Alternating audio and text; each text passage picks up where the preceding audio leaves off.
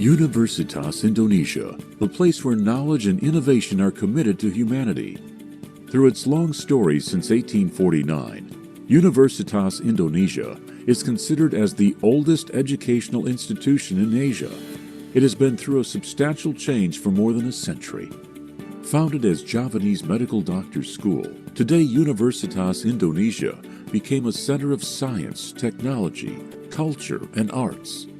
Located in a 320 hectares greenery area, Universitas Indonesia offers a comfortable environment for daily teaching and research activities.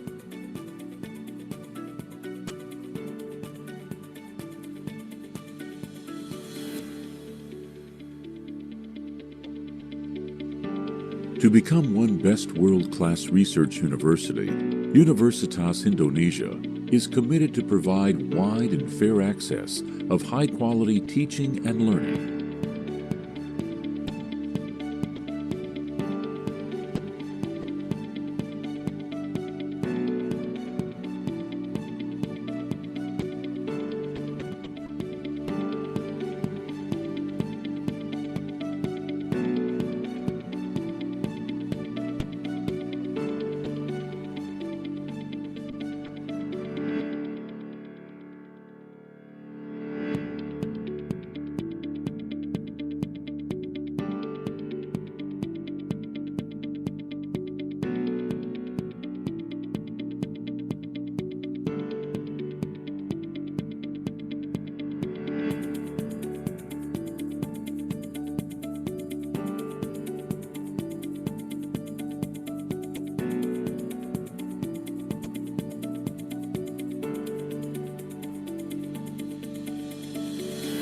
Being part of global educational institution, Universitas Indonesia invites students from all over the world. A value of learning how to convey and to accept knowledge with global society despite different language and cultural background. In the process to be an open knowledge community, Universitas Indonesia is committed to provide learning opportunities to talented students from all over the world through its extensive scholarship program for more than 500 students each year. Excellences of the university's researchers has been proven by research products which benefits development of science, public welfare, technological, industrial achievement, and engineering, as well as government policies in social, economical, political, and cultural sectors.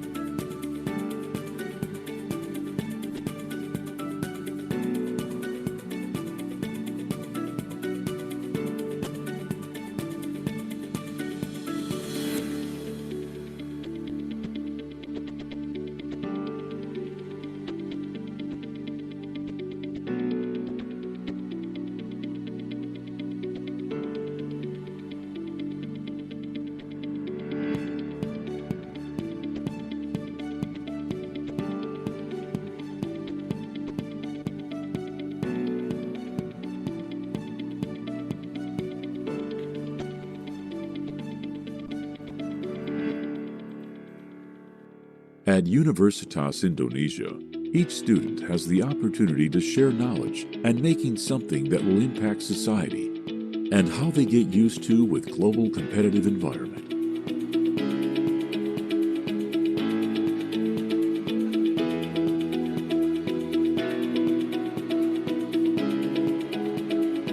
To become virtuous and globally competitive graduates and prominent leaders in many respective fields. Academic, extracurricular, and other resources are designed to prepare them for the highest positions of leadership and lives in many fields of service of global human endeavor. Also, how they learn to implementing knowledge as part of community service. A simple solutions for most common social problem in developing country.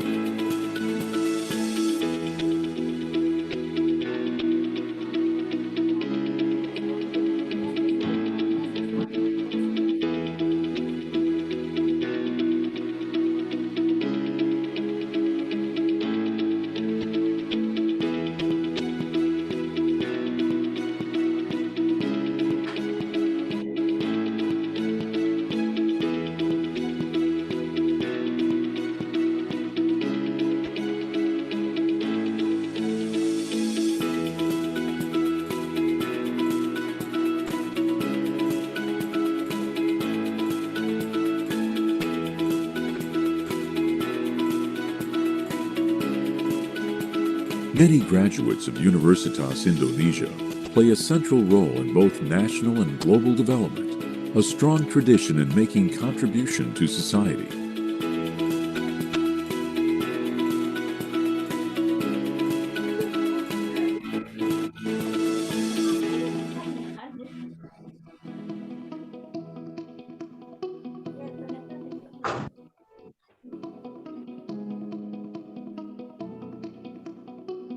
Interaction with global influential leaders is part of learning process of all University of Indonesia's academic society. How they perceive a global challenge through the respective leaders.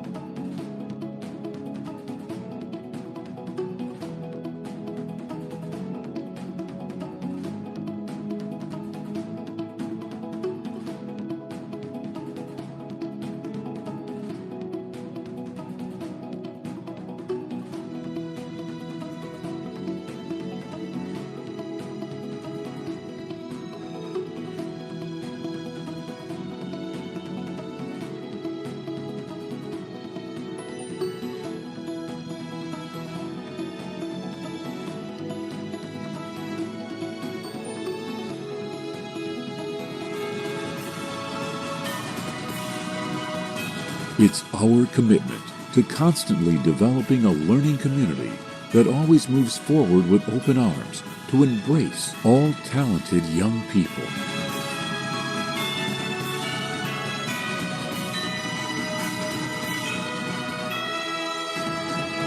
Universitas Indonesia, the next level of excellence.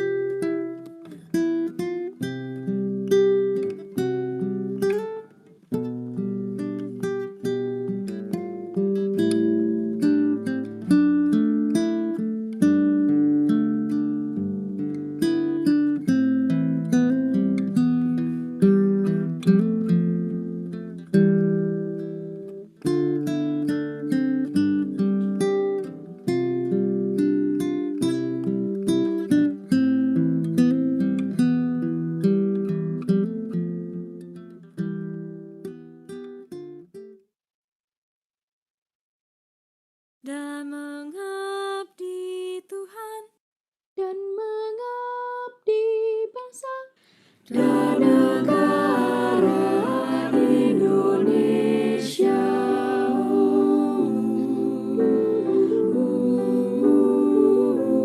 Alma materku setia berjasa, Universitas Indonesia. Kami warga Merdeka Besar.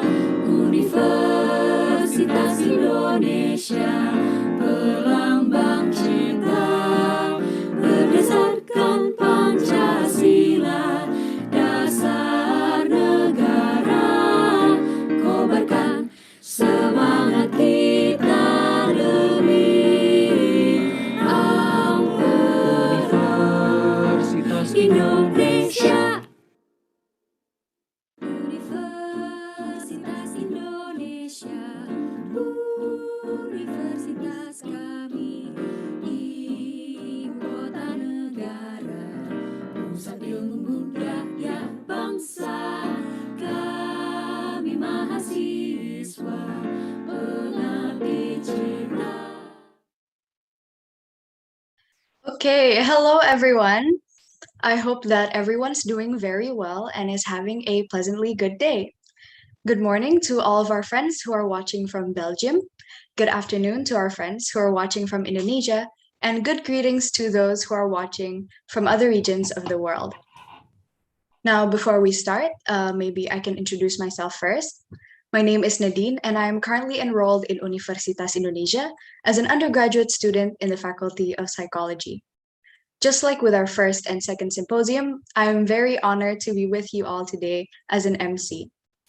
Now, due to the current COVID conditions, as you all may be aware of, most of us will be carrying out the symposium in the confines of our respective homes. So we are hoping for your cooperation and understanding if ever there are any technical difficulties, but hopefully everything will go smoothly as planned. So let's just hope for the best and carry on as usual. So, everyone, without further ado, welcome to today's symposium event, Psychology from the East, Psychology from the West.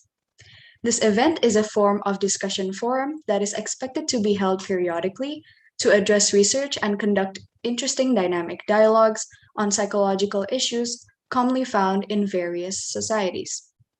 As you all may be aware of already, on this third symposium event, we will be covering the topic of religion, spirituality, and psychology's contributions to realizing human virtues. Fortunately, we are very lucky to have the honor of having three speakers accompany us today: Dr. Bagus Takwin, Dr. Mira Nurmila, and Professor Vasilis Seroglo. And today's discussion will also be moderated by Mbak Agnes Nauli Eswesianipar. Now, I will be giving the floor to Associate Professor Dr. Chutrifa Mutia, the Dean of the Faculty of Psychology here in Universitas Indonesia. Ibu Tia, if you may, the floor is now all yours. Thank you very much, Nadine. Good morning to Professor Saroglu from the University of Leuven, Belgium, and good afternoon to friends in Indonesia. It is a pleasure that the Faculty of Psychology Universitas Indonesia is able to organize an umbrella of symposium, Psychology from the East, Psychology from the West. The symposium is expected to become a discussion from held periodically to bring together perspectives, concerns, and research findings about psychological issues that are of our common concerns globally.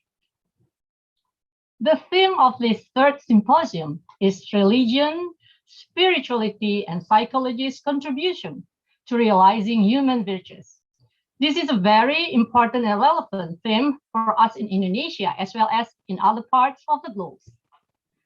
We would like to extend our deepest gratitude to Professor Vasilis Seroglu, who is very kind to be with us today to share his talk about religion, spirituality, and pro-social behavior. We are very fortunate since Professor Seroglu is a very well-known and leading scholar in the issue, as well as to Dr. Bagus Takwin and Dr. Mira Nurmila and Agnes Noli, SWCNIPAR PhD, the moderator, from the Faculty of Psychology, Universitas Indonesia, who will also share their expertise in regard to religion, spirituality, and psychology's contribution to realizing human virtues.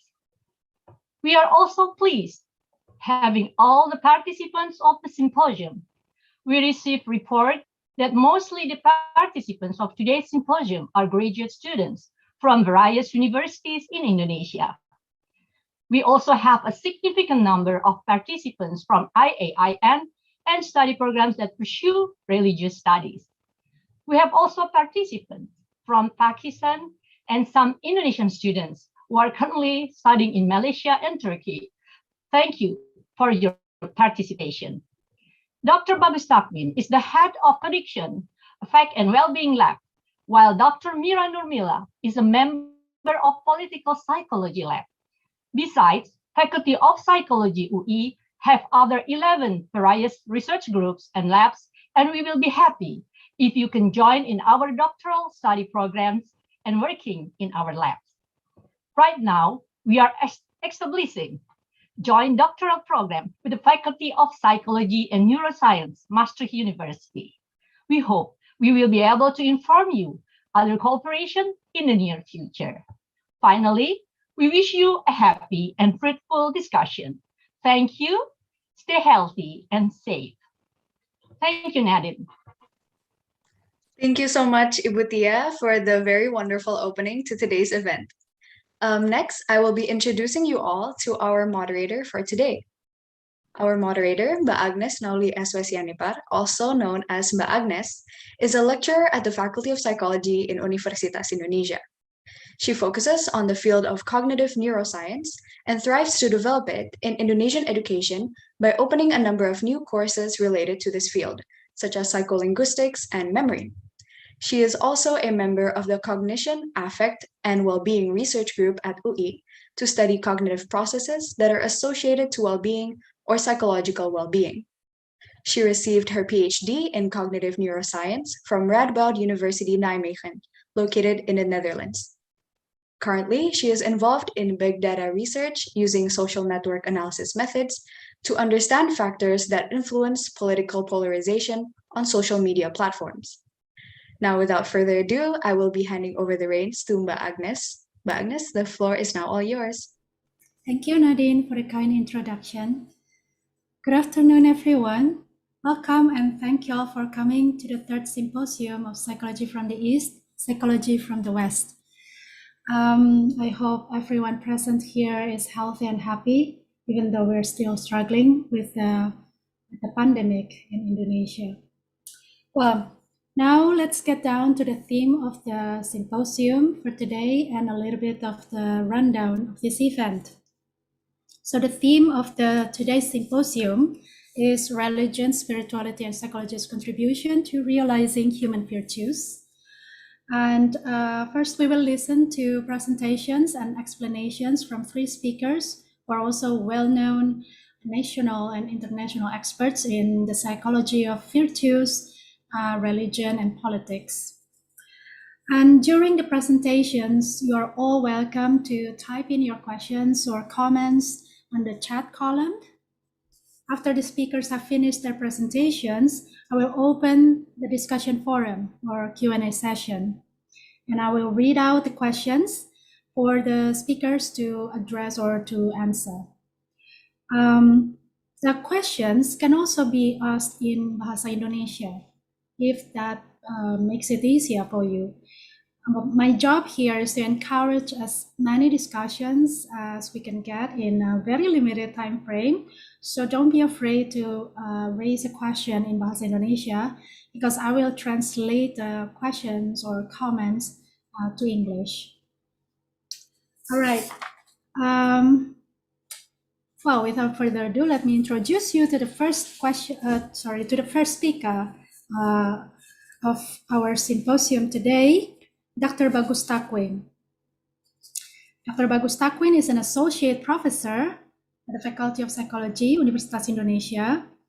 He gained his doctoral degree from the Faculty of Psychology at Universitas Indonesia as well.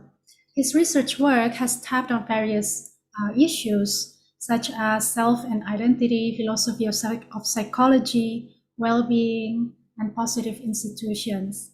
Dr. Takwin is an avid reader and also a writer. He has published like 13 books, and here I will mention only several among them.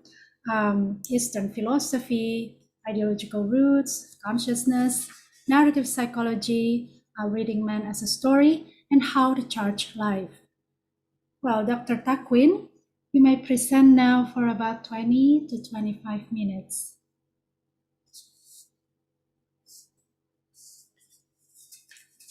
I'm sorry, Dr. Takwin, can you unmute first? Thank you, Dr. Agnes Nauli. Excuse me to share my screen.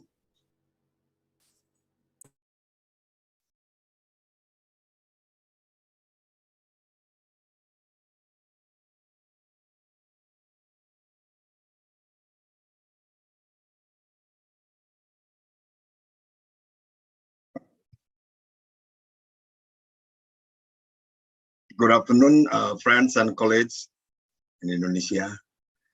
And good morning, our distinguished speaker, Professor Vasily Saraglu. For my session today, symposium, I would like to present my thought on the contribution of psychology in actualizing virtues. This may be more an invitation to discussion than a presentation that puts forward solution or conclusion. The study of virtue in the field of psychology can be said to be something that has just revived, and it's still in the early stages of redevelopment.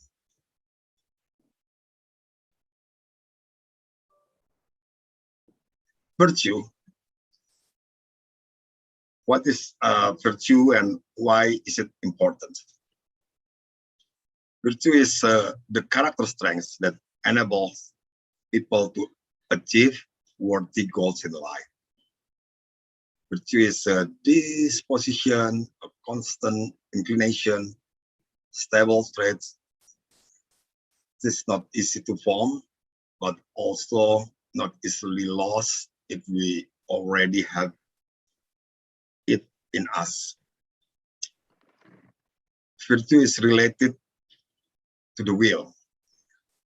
It is the disposition that keep the will inclined in a certain direction. For example, humility and courage. Further, virtue leads to action and the achievement of good things. It is based on a good intentions. Virtue is acquired through training and implementation in everyday life. It can only be achieved through frequent and intensive exercise, and only through purposive and rigorous practice one can attain virtue. In contrast to skill, virtue is not limited to one type of action. It is more complex than skill. It can be applied to many actions. The difficulty of virtue is the difficulty of will. If we lack virtue, we also lack of will, lack the will to act according to virtue. Virtue require good intention, and even if one accidentally errs, virtue remains.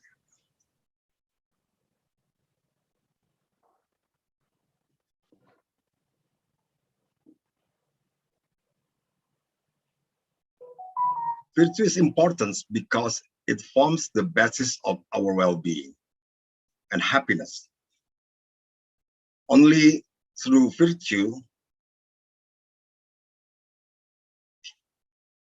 can humans direct themselves toward better communication, understanding, and acceptance between human beings.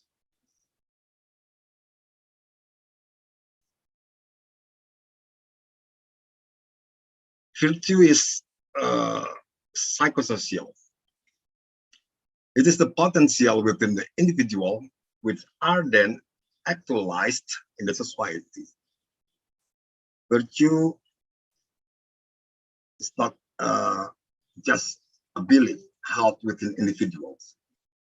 Rather, it needs to be actualized through action. The habituation of virtue evolves within individuals through the repeated actions of the heart belief.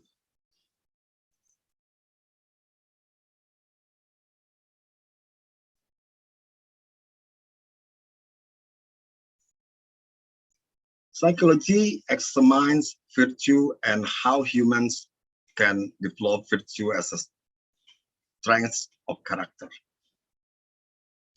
In an effort to achieve excellence in everyday practice, many psychologists and other mental health professionals see the need to recognize the reality of virtue in social interaction. Research in psychology suggests that psychology can bring people to happiness by helping them understand virtue and how to develop them.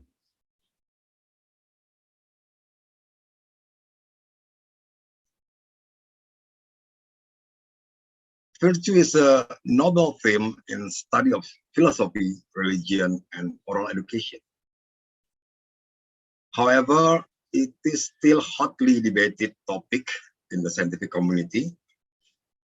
Psychology stepped up and took matters into their own hand, specifically by the positive psychology movement. The positive psychology movement aspires to study moral virtues as well as positive emotion while retaining scientific objectivity. The result of their studies show that virtue increases happiness and well-being.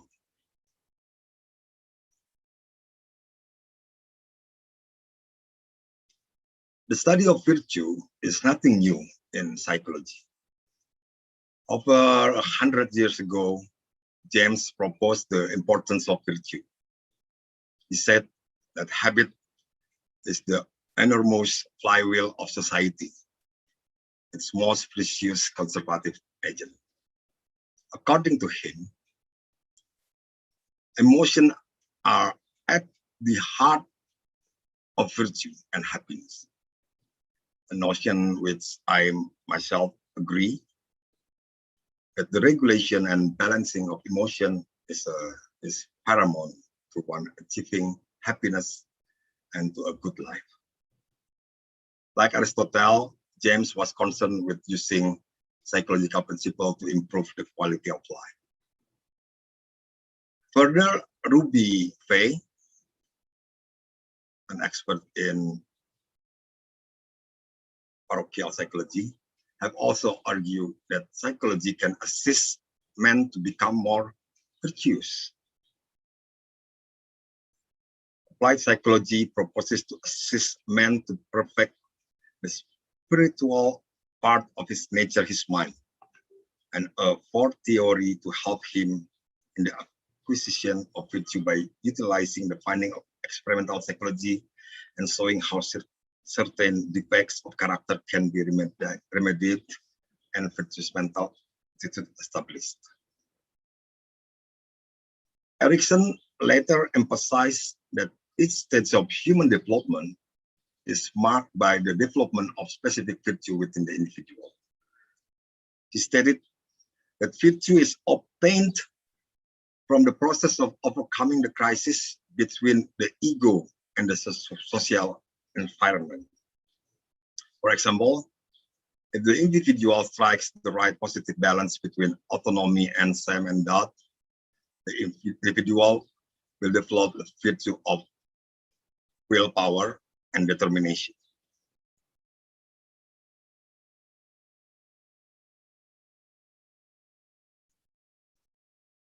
The study of virtue is continuing in contemporary psychology. Seligman offers and pursues a positive psychology project that emphasizes the importance of virtue. This hypothesis states authentic happiness comes from identifying and cultivating your most fundamental moral strengths and using them every day in work, love, play, and parenting. Seligman's project is promising and can yield useful results if it addresses several methodological issues. This include a more careful definition of happiness to avoid the dominance of the influence of value assumption that can lead to confirmation bias, paying more attention to the gap between well-being and happiness as overall satisfaction and specific satisfaction, which is only pleasure and enjoyment, and beware of the danger of slipping into subjectivism by equating self-judgment of virtue with objectively justified value. This is a difficult problem given the high subjective inclination in humans. And awareness of how positive emotion and attitude presuppose value assumption. It is always necessary, always necessary to pay attention to the possibility of bias due to the desire to justify the value assumption adopted.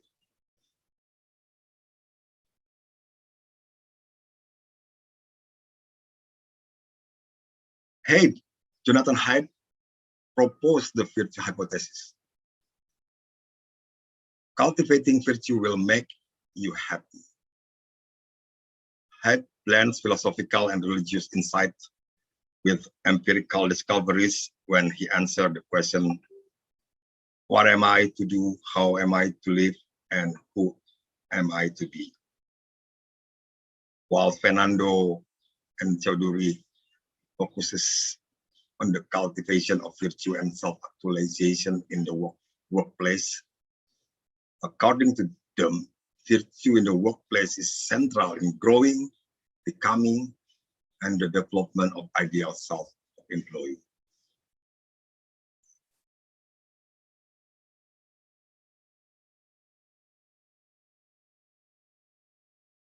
I would like talk a bit about the situation in Indonesia. What is the situation in Indonesia? Has the actualization of virtue in Indonesia been consistent? Are virtues practices common? To what extent does psychology in Indonesia see virtue as an important subject of study?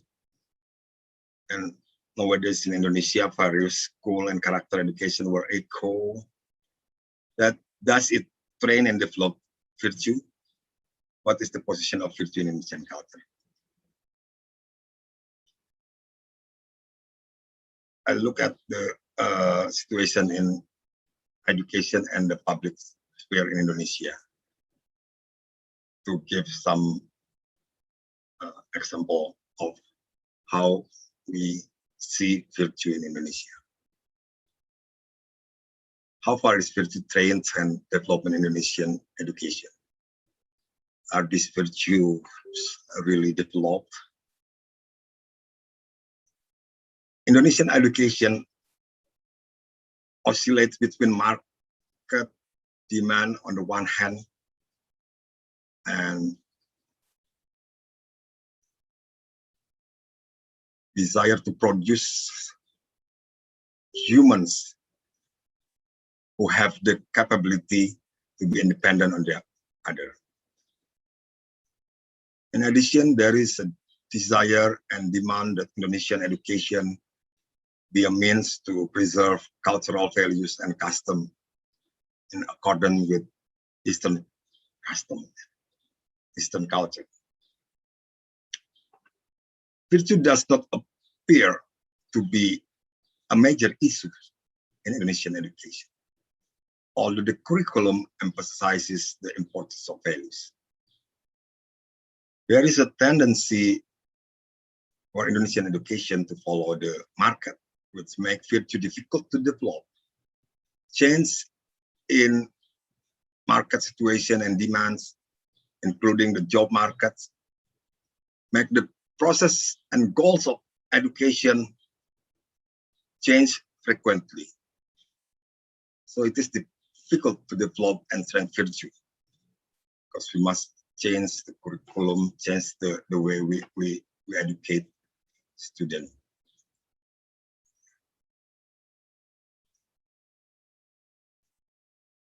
How about in the public sphere? What is the situation in the public sphere in Indonesia? In the public sphere in Indonesia, virtue does not appear to be the main issue to be developed and strengthened. The public sphere seems to be divided by several interest groups and ideologies. Public conversation and interaction are quite dominated by competition between groups and indicate an attempt to undermine each other. We can say it can be a process for formation, strengthening, and maturation of virtue. The public conversation, the interaction process in the public sphere especially in social media. But so far, the movement developed virtue has not been clear, and we cannot say that there is a positive indication of development virtue in public spheres, and we can discuss about this later.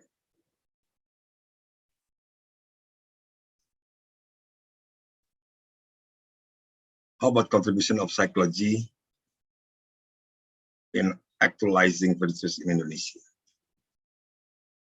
There are many potential contributions of psychology in development and certain virtues. But in the we know not many systematic effort has been made to develop virtues using psychological perspective in Indonesia. Sometimes if we have a social problem, the traditional expert, I mean, not scientific expert, called to solve the problem. Psychologist is not most preferred to engage in solving problems. And we see not many studies have been conducted in virtues. Virtue has not become a phenomena that has been studied by many psychology researchers in Indonesia. There is still confusion and unclear understanding of the terms virtues. We mix the definition of values, attitude, virtues, and traits in general.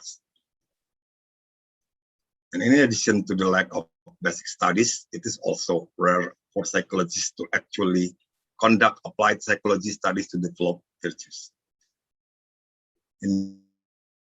More extensive and intensive studies of virtue are still needed in Indonesia, including applied studies that can provide understanding and guidance for virtues development in Indonesia.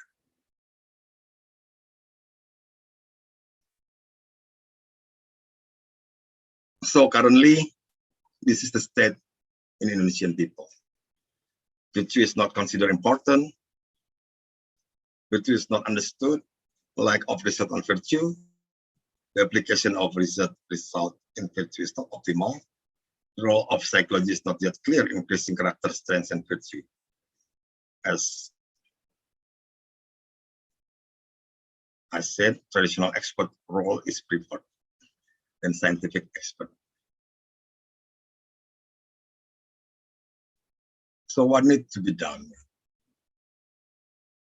We need to develop virtue through various means and via multi-domain media. Through education since early childhood, and virtuous individual must step up and make their presence seen. And we should promote a community, promote communities that puts virtue as the basis of for character buildings. The challenge is how to make the study of virtues interesting in Indonesia. I think it needs to be thought about, studied, and discussed specifically. I think there's need to create group and network of researchers who have the same interest and concern to develop virtue in Indonesia. And we're still doing that. I think that's all my presentation, and we can continue in discussion later. Thank you, Dr. Agnes. Thank you so much for sharing your reflections with us. It's very interesting, especially on the importance of virtues and how actualizing virtues actually is a problem related to, or that can be addressed from psychological perspective. Okay, next I will introduce you to our second speaker, Dr. Mira Nurmila. Dr. Mila is an associate professor at the Faculty of Psychology, Universitas Indonesia. She gained her doctoral degree at the Department of Psychology, Universitas Gadjah Mada in 2009. She is a passionate social scientist with specialization in the topic of social psychology of terrorism, such as radicalism, political extremism, and interpersonal trust. Her latest publications in terrorism and de-radicalization have been published in Asian Journal of Social Psychology and Frontiers in Psychology. Dr. Mila has served as head coordinator of the Rehabilitation Terrorism Detainee Program for National Agency for Combating Terrorism, or BNPT, for the period of 2015 to 2017. Currently, she is also the president of the Indonesian Association of Social Psychology for the period of 2019 to 2023. Dr. Mila, you may present now for about 20 to 25 minutes. Thank you, Agnes, for a very kind of introduction. I will prepare my presentation first.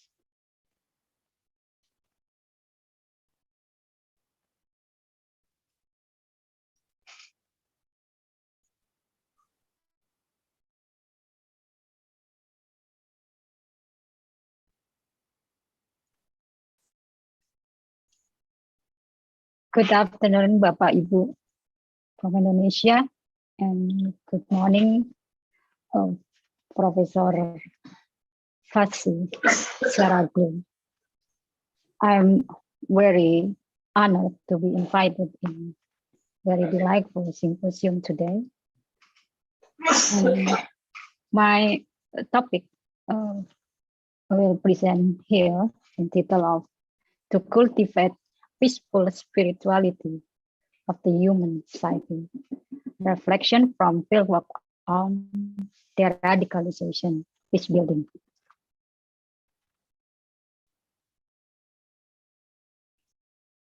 All major religions in the 21st century will increase in membership. The role of religion in a people's life is also increasingly prominent. The constructive role of religion in the process of social change has been shown in the history of human civilization. On the other hand, strengthening the role of religion also increased the potential for intergroup conflict based on religion. In Indonesia, conflict involving religious groups are increasingly common.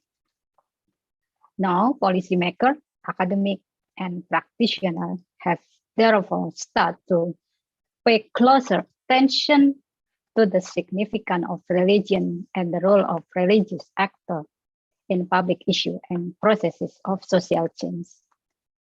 As we can see, the published data from Pew Research Center, based on data from Pew Research Center in 2018, we can see that a government restriction on religion in all countries in the world tend to slightly increase, while on the other hand, a social hostility involving religion tend to decrease.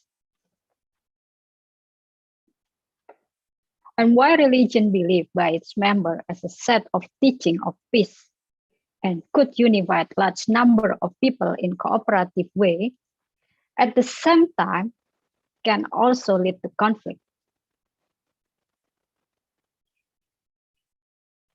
Schlieser has introduced 6 dimensions of religion.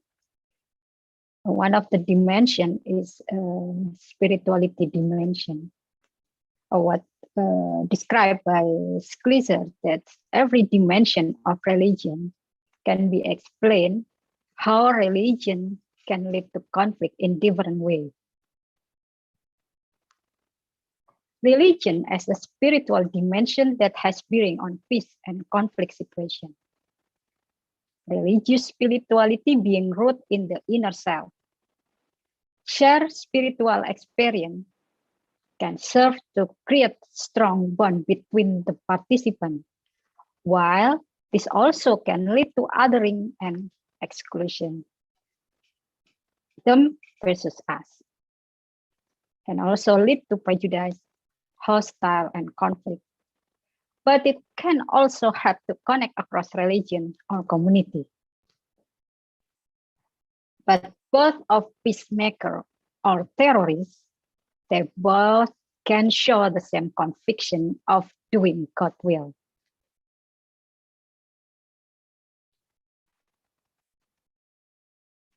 And the aspect of religion as community, the religion role in establishing community is its significant in creating identity, both in a personal and a collective sense. By belonging or not belonging to certain community, by adhering or not adhering to the required social and moral code, sense of self are being constructed and earned. At the same time, the self-identification with the community and the obedience to its authority tend to foster an in-group, out-group mentality. So religion become a boundary marker of who belong and who does not. This condition is prone to foster prejudice and hostility between groups. So when does religion encourage cooperation and when does it lead to the intergroup conflict? A number of researchers highlight the discussion of the role of religious extremism. This is moderate in the term of ideology. Religious extremism is often associated with violence. However, there are a number of studies showing that religious extremism is not always correlated with violence, especially if we define religious extremism as a multidimensional construct. Susila et al. Has described as multidimensional construct. Religious extremism consists of theological, ritual, social, and political dimension. Extremism in political dimension tend to show highly support on Sharia law and reject democracy. The extreme end of the theological continuum typically have a rigid interpretation and coercion to suppress different narratives. Example is narrow interpretation of jihad as a core of principle in Islam for the Salafi jihadist ideologies. Extreme in the ritual dimension is indicated by intolerant view about the influence of local tradition on the way rituals are performed. And extremists on the social dimension typically have a hostile of other in group is a narrative to raise support for the public for their agenda.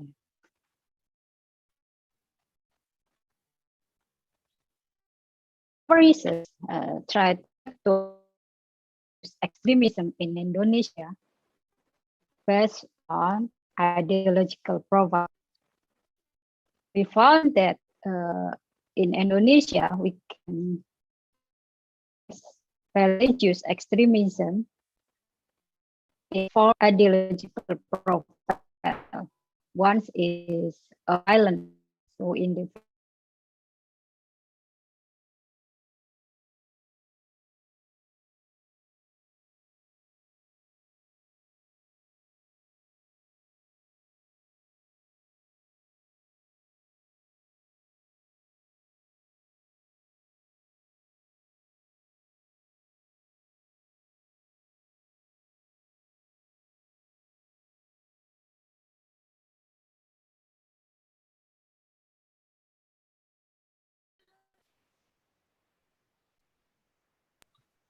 Okay, everyone, just hang tight for a bit. I think that Dr. Mira Nurmila is having a few technical difficulties. and So I'm let's just wait back, for a bit. Nadia. Oh, Okay, Okay, Mira. Okay, good. I continue. Sorry. Yes. no problem. Violent extremist is extremist ideology and justify violence. Fascist fundamentalist is Islamic ideology, strong Islamic ideology, but do not support the use of violence. While liberal nationalists have strong state commitment, but do not put forward religious issue in the state life, as we know as secularism. And religious conservative is individual who have an equally strong state commitment and Islamic ideology, but not support on violence. And then we try to use our ideological profile to show the impact of the radicalization program. We can see here that the radicalization have positive impact and use of four profile of ideology of religious extremism in Indonesia. In intervention area that we expose a counter ideology, we can see that there is no significant difference in government satisfaction. But in intervention to area 2 that expose of infrastructure and economic program, there is a significant difference of government satisfaction. Those who were exposed to infrastructure and economic, not counter ideology program, were show more satisfied with the government compared to those who were not exposed. And as we see in the cluster profile, violent extremists have a significant positive correlation with government satisfaction, while correlate negatively significant with violent justification. So while extremists have a positive correlation with government satisfaction, in the same time, they also show the negative correlation with violent justification. This also in religious conservatism.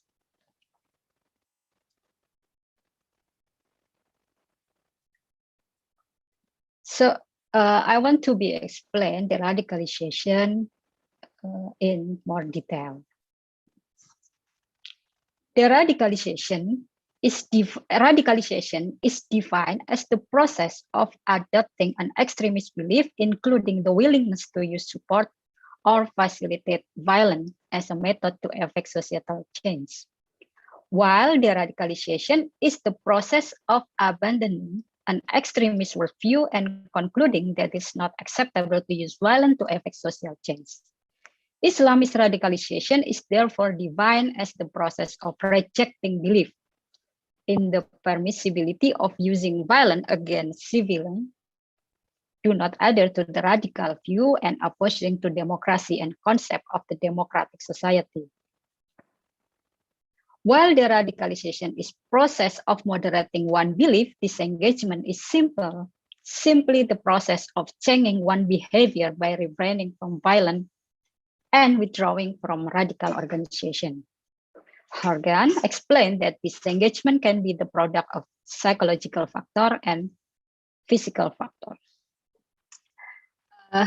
Our theoretical, we develop a theoretical model based on the data of the radicalization program who collaborate with BNPT, that we can see here that psychological intervention support for the radicalization program has a positive impact. In the first study, we can see that the intervention of emotion and thinking will be higher support for the civic life. And the model 2, we can see that the alternative identity can have a significant impact on the decrease of support for violence. A positive attitude do not always enhance terrorists' tiny receptiveness to participating in the radicalization program, but also reduce their resistance to intervention effort to lead to less support for violence. A positive attitude toward rehabilitation may contribute to the adoption of alternative identity. This adoption of alternative identity is enabled by social mobility. In radicalization, individuals undergo gradual change from strengthening a single social identity and focal goal through adopting extreme ideology. In de-radicalization, those who leave violent strategy to achieve group goal develop alternative identity first and are no longer depending on one particular group. This allows them to have social mobility opportunity in different way and different role. So alternative identity must be able to harmonize with existing identity in harmonious and more complex identity construction. In the de-radicalization process, the ideological moderation stemming from religious narrative can occur when the ideological shifting at the individual level is aligned with negative evaluation of group performance and social political context that no longer provide a narrative of justification. The extremist religious group, which was previously validated as a community that support the interpretation of the religious teaching, is no longer necessary. In this stage, an identity based on religious value will be more directed toward cooperation and peace and a willingness to create a prosperous society. Thank you.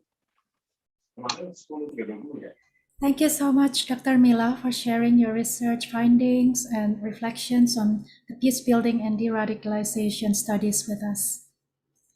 Okay, and now we have come to the part where our last speaker will present his thoughts. Let me introduce him first. Professor Vasilis Saroglu is a full professor of psychology at the Université Catholique de Louvain. He has developed long-term empirical research on theoretically and socially critical issues regarding religion, spirituality, fundamentalism, atheism, and also with interaction with social behavior, personality, emotions, and health, morality, and culture, such as cultural differences between monotheism in the East versus the West. He also has served as the president of the IAPR, or the International Association for the Psychology of Religion, and also as associate editor and co-editor of the IJPR, or the International Journal for the Psychology of Religion. In 2020, he received the prestigious Quinquennial Solvay Excellence Prize, also in the domain of human and social sciences. So, Professor Saroglu, you may present now for about 30 minutes.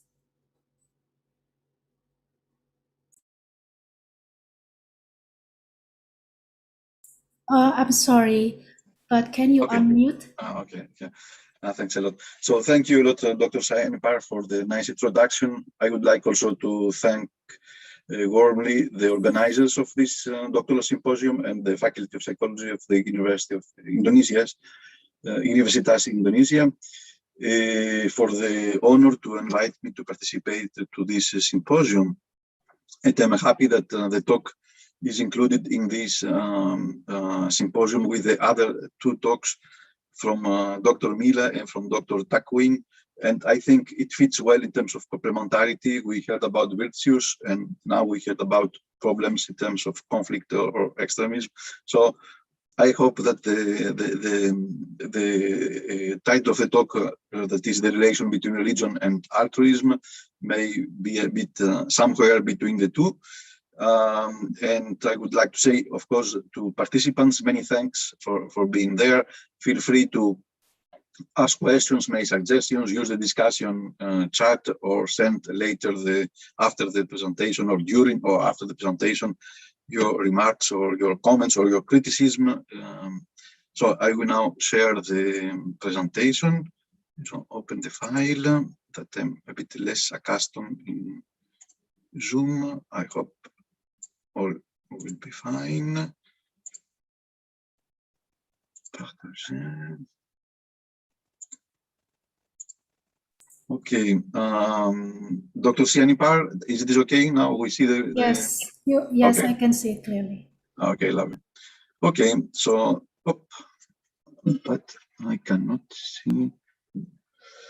So this is the talk, and I will introduce the question first.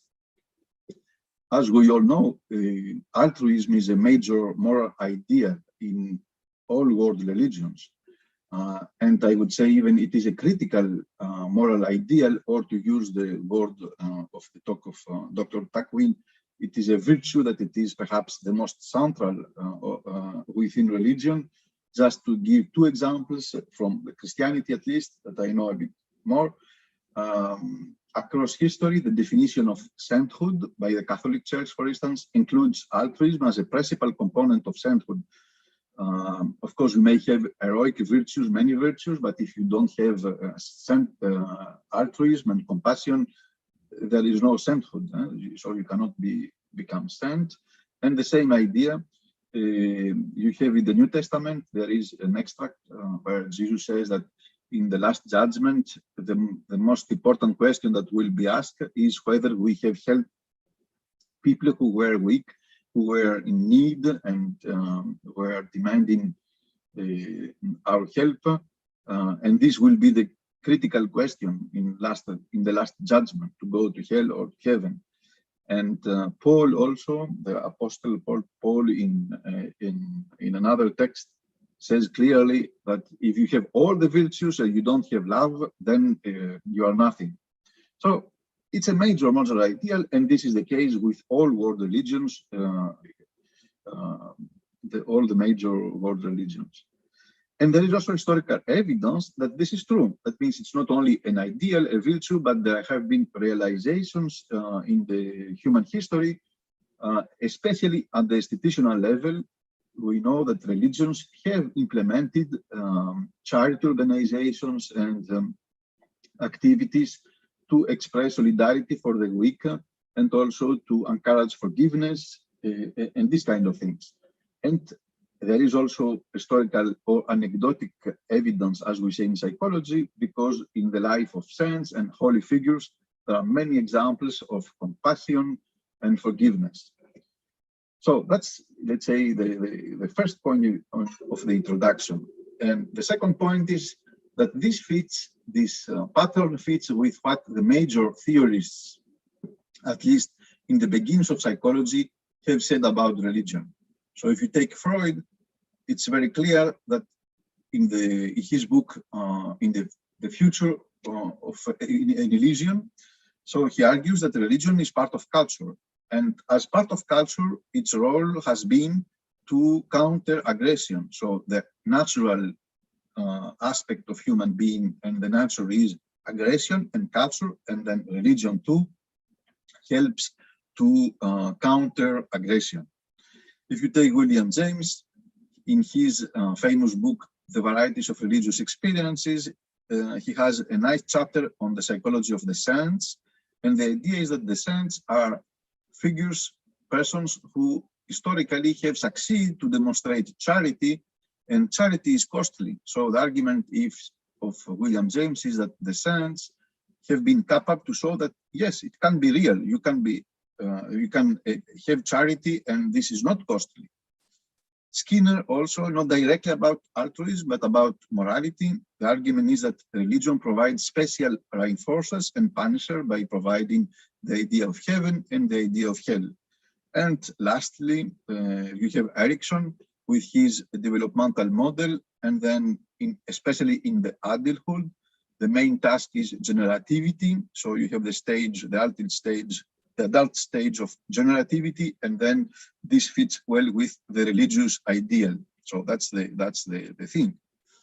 Now, on the other hand, that's the third point now, there is the counter argument coming mostly, as we will see, from historical evidence, but also from an atheist or anti-religious perspective. So from the historical evidence is, and Dr.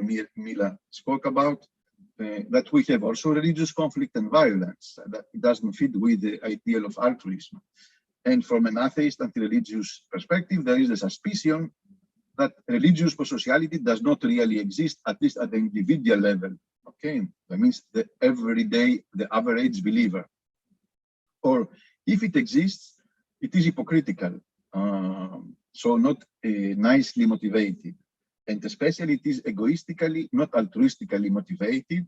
For instance, religious people may be prosocial or altruist for reputation needs, to be seen well by others or by themselves, also motivated by fear of hell or by social conformity or religious conformity to the authority. That's not very mature as a motivation.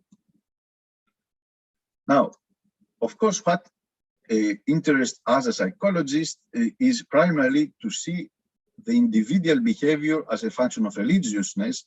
And that's a different question from the question of the religious ideal. So as scientists of religion, historians, theologians, etc., we can have a reading of what are the virtues there, but it is a different question whether religious people, compare, for instance, to non-believers or to less believers, are equally or less or more prosocial or differently prosocial.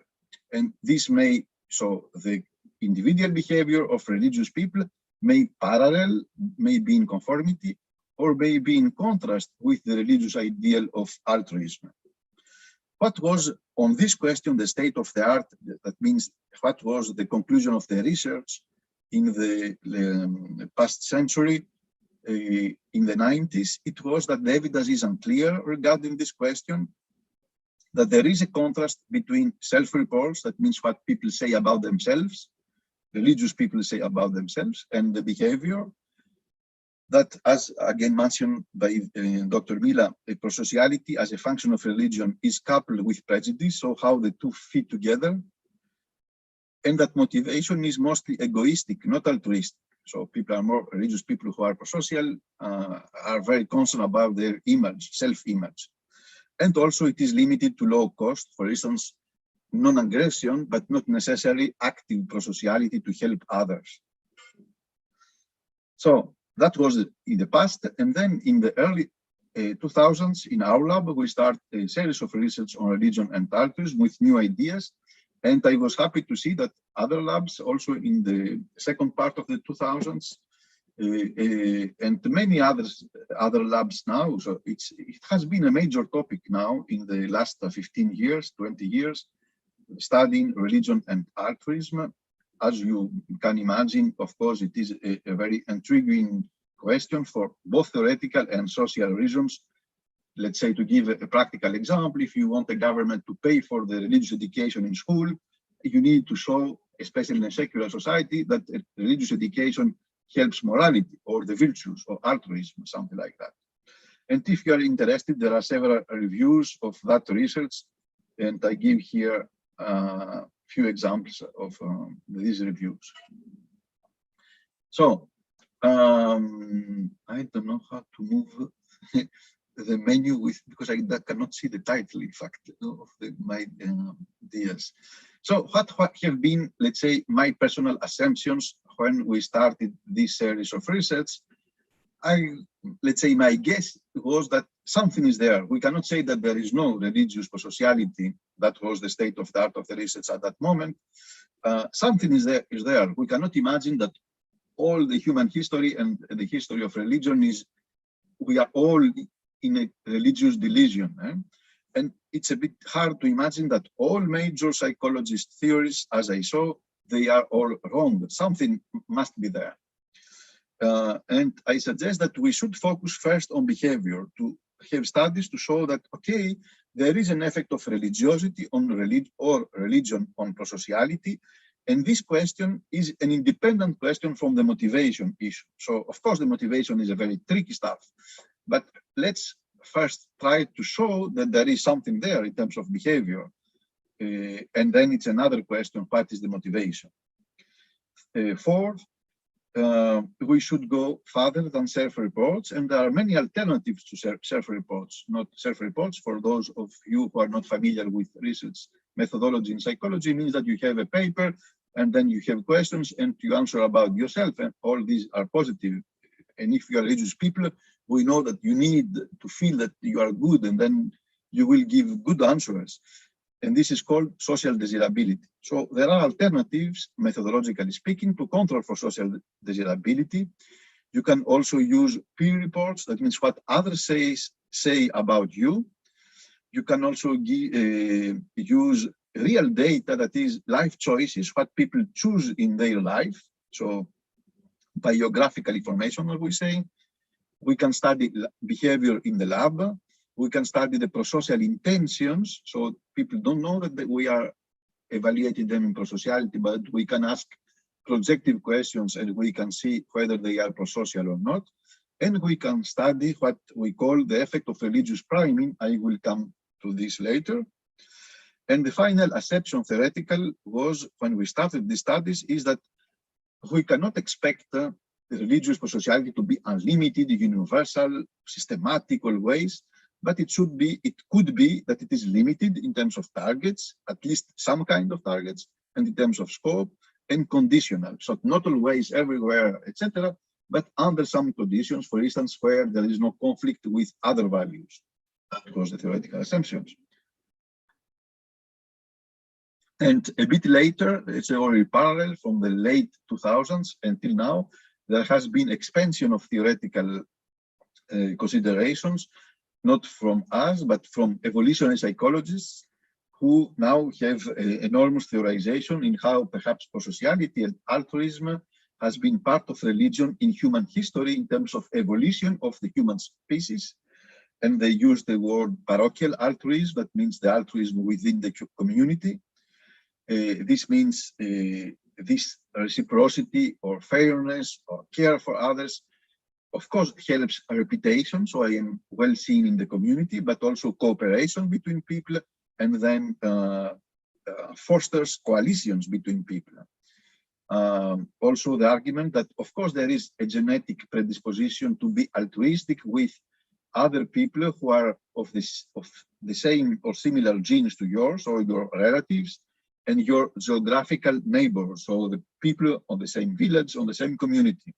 But religion has perhaps helped historically to extend the limits of this natural kinship, as we say.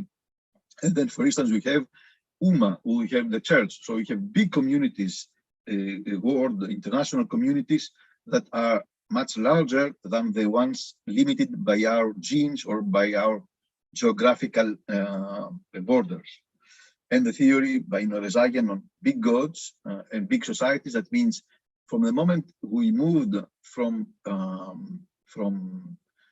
let's say, polytheistic religions to the big monotheistic religions, and we have big gods who are personal ones and who know everything and they can control what people are doing, this perhaps helped societies to create big societies, big cities, where people live in anonymity, but then who controls your morality? Nobody will see you if you kill somebody, but if you know that there is a God who sees you, then this controls morality.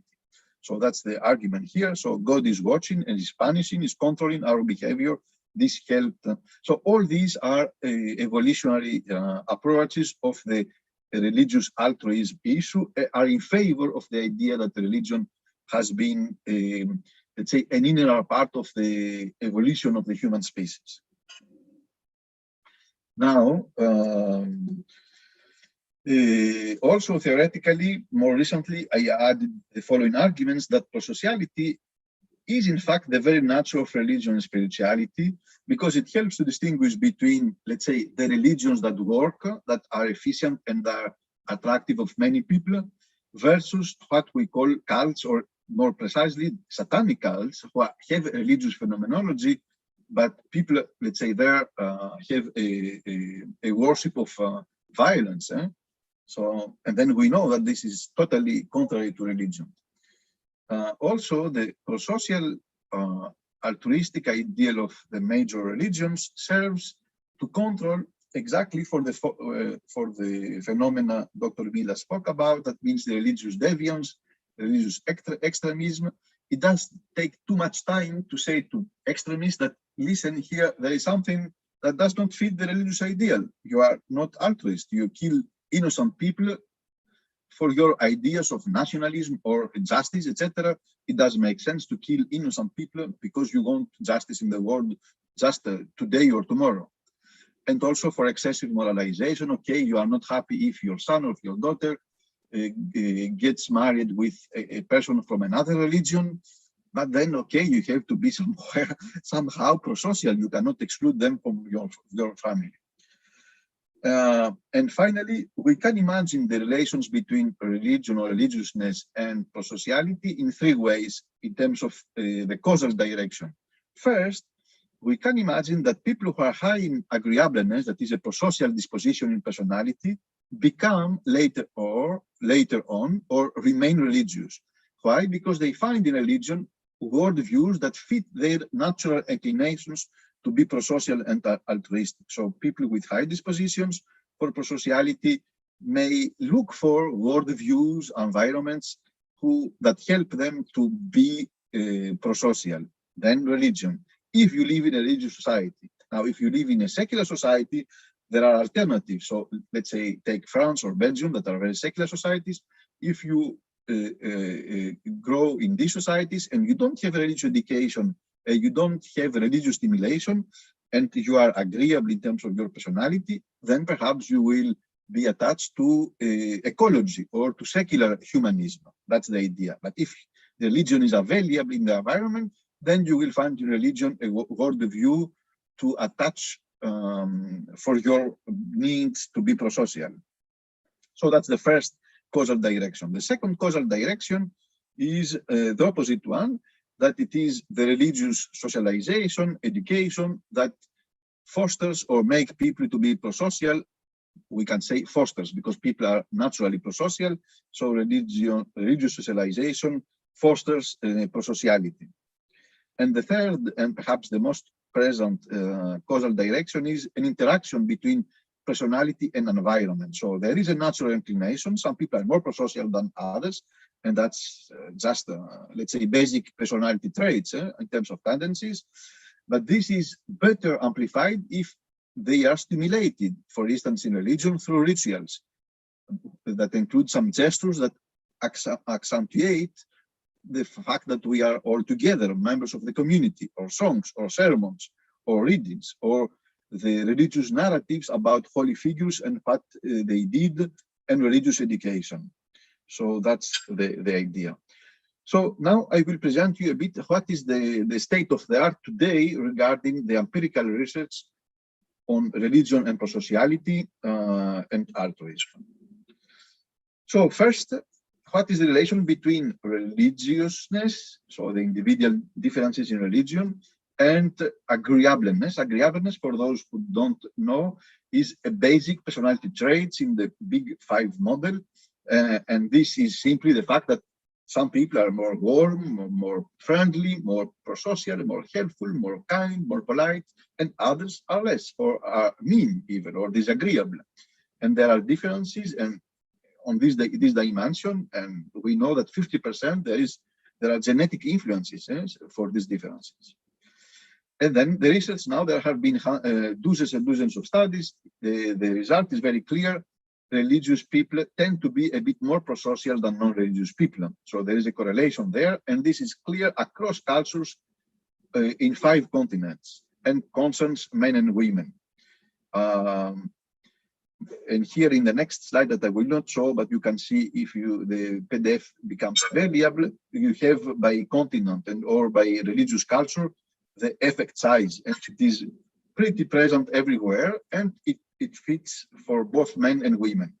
Now, what it is amazing is that there are studies that they show not only that there is genetic influences to be more religious or less religious or atheist, and genetic influence to be more agreeable or less agreeable or mean person, but the same genes play for the two. So it is I'm not genetician, but this is called genetic correlation. So the same genes influence agreeableness and religion spirituality. So it's amazing.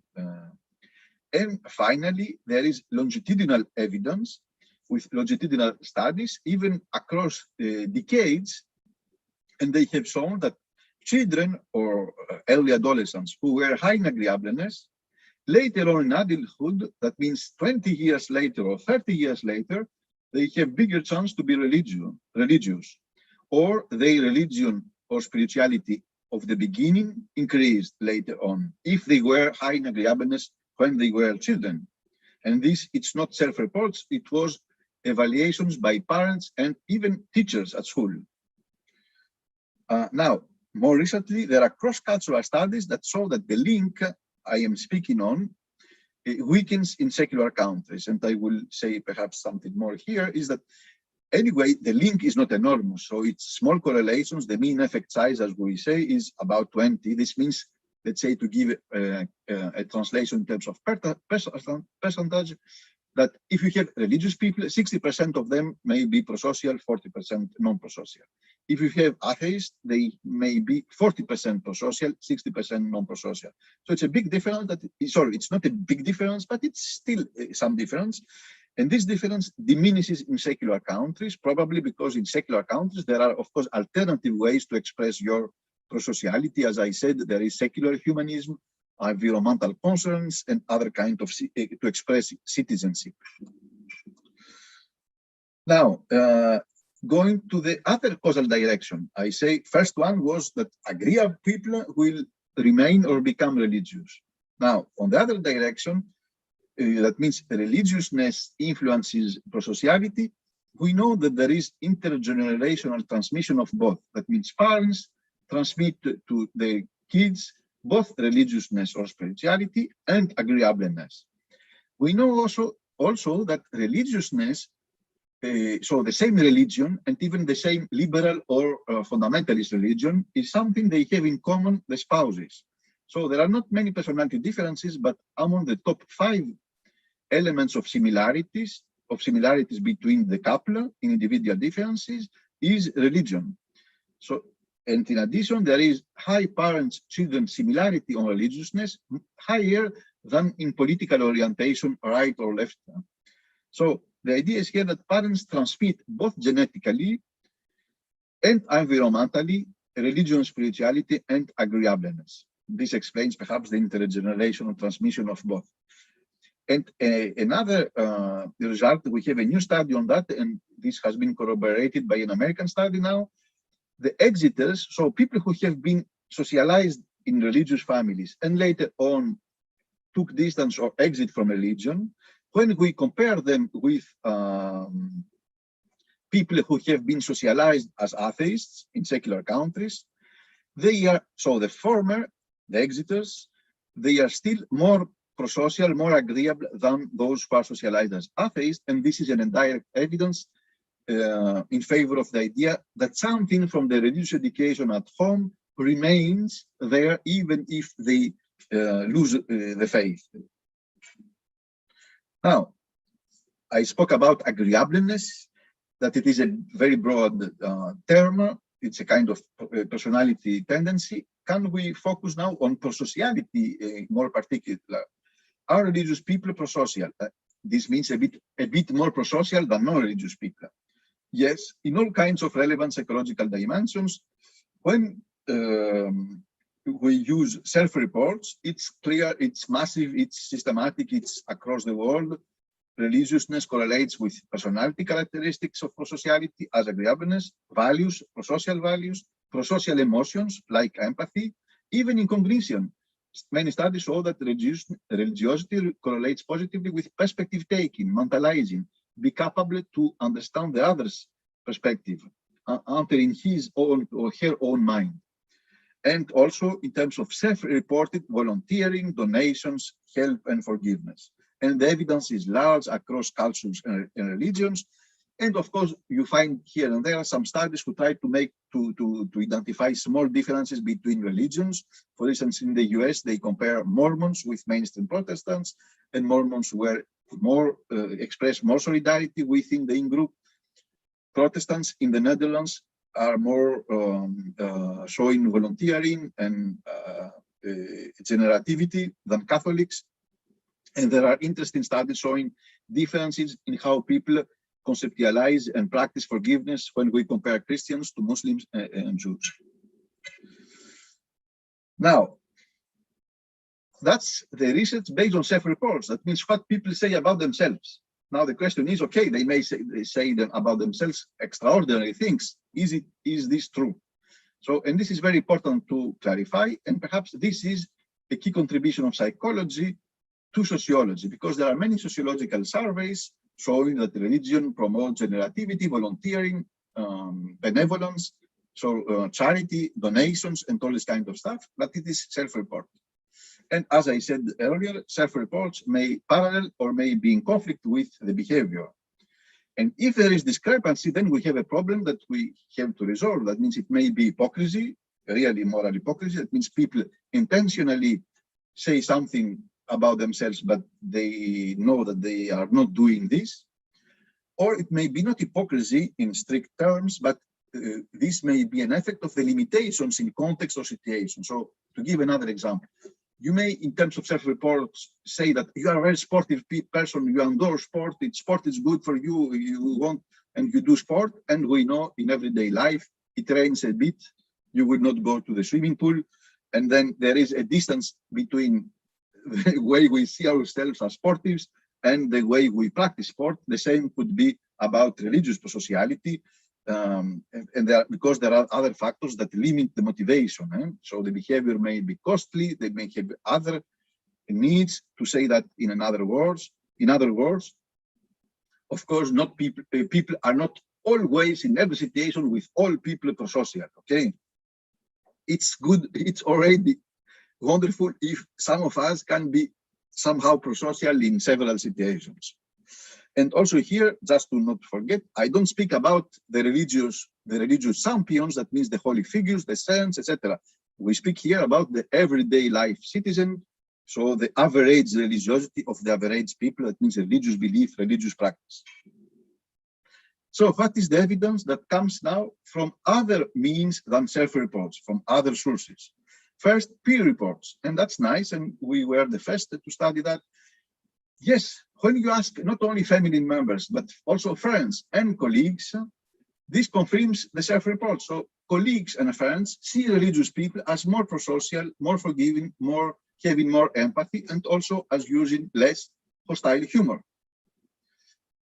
Also something nice, I have never published that, but I made the analysis, and I have one paragraph in one article in 2012. I analyzed the European social survey data from 30 countries in Europe. It was amazing. I will show you here. So there are about 10, let's say, categories of study fields. So what people study, and then indirectly what kind of jobs they will look for. And what it is amazing here is that you find more religious people on the top here when it is about education, personal care services, medical care services, and nursing. And then it goes lower, and you find more atheists when you go. I'm sorry for you, perhaps for the listeners if they are there, but yes, people who do more science, maths, computing, engineering, etc. They are perhaps a bit more analytic thinking, etc. So here we have more less religious people. So it's amazing because, of course, education and health-related jobs and studies are, of course, more pro-social. It's about caring about others. So that's an important, let's say, real-life indicator of the real link between religion and pro-sociality in real life. And of course, studies show that when you control for the social desirability of the self-reports, of course, the effect diminishes, but still there is an effect there that remains. Now, of course, it's not so enthusiastic, the picture, like for the self-reports. The self-reports, the research is, let's say, tremendous. The effect is systematic. When it comes to behavior, it's not systematic. But when there are significant effects, when the study finds significant effects, it goes in favor of religion. I don't know of studies that have shown that if it is with your friends, with your in-group, religious people tend to be mean. It's a bit more tricky what happens with forgiveness. There is no strong evidence in the lab that showing that religion turns out to behavioral of forgiveness, and that's a more tricky story. And so the effects, as you will see, on prosocial behavior as a function of religiosity concerns many kinds of prosocial behavior, at least with several kinds of participants. Here are these studies that have focused on real behavior and not just writing self-reports. So religiousness implies low aggression and spontaneous written reactions, low use or low appreciation of hostile and sick humor. Also, that was a nice experiment a PhD student of mine did. We had an empty room with just 5 chairs, and then the participant, Arthur, and the experimenter asked him or her to stay there for 5 minutes, and then the experimenter will come back. But in one chair, there were just a jacket and 2 books. And then the religious people tend to sit more close to the chair where there were, let's say, indications of human presence, something like that.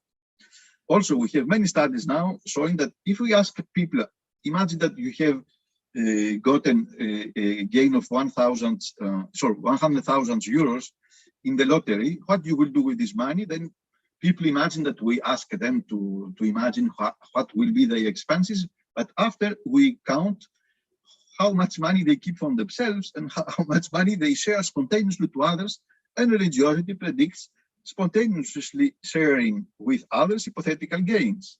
And the same with many experiments using computer economic games in the lab.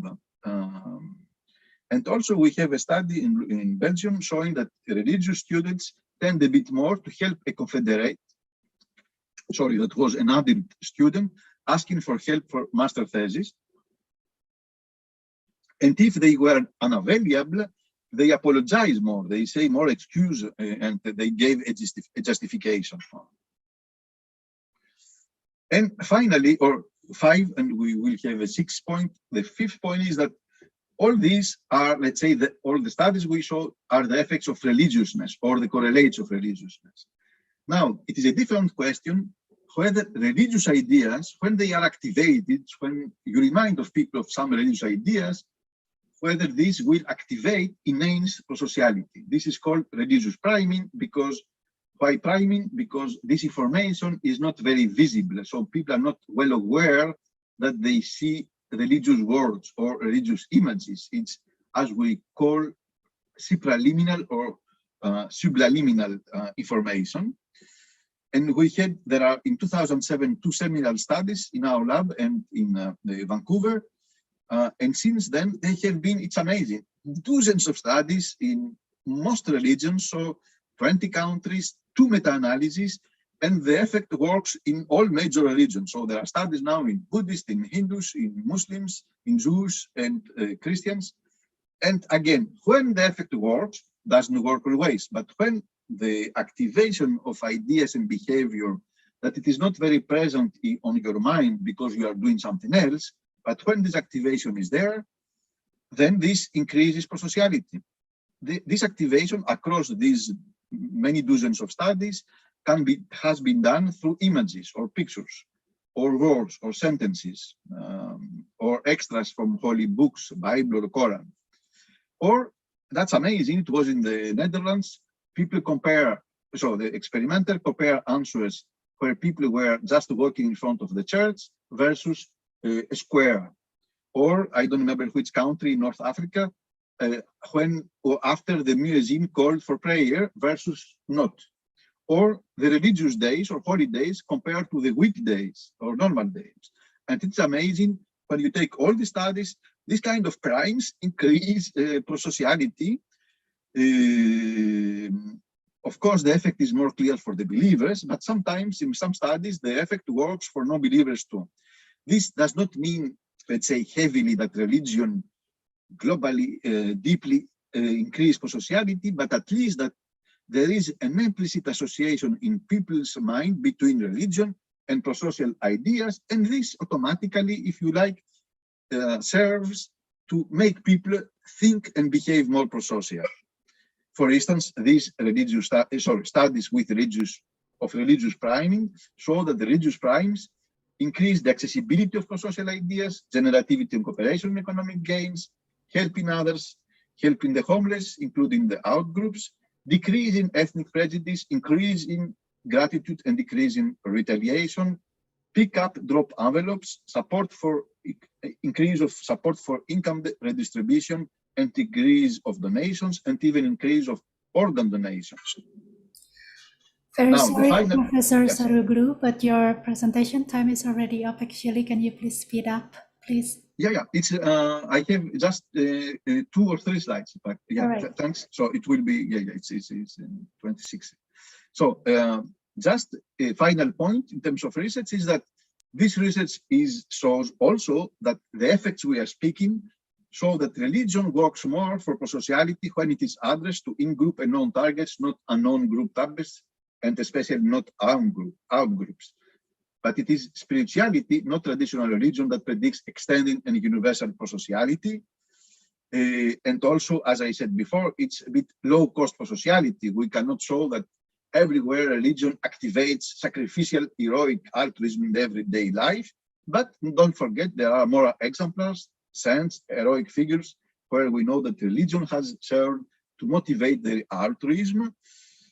And of course, the question of the motivations remains totally, let's say, to be studied, because there is evidence for all that the motivation may be altruistic in terms of empathy and compassion to help the needy, or principlistic, just because this is my duty, or egoistic because you want to be seen well by others or by yourself, or because you are fearful of the hell, or because of social conformity.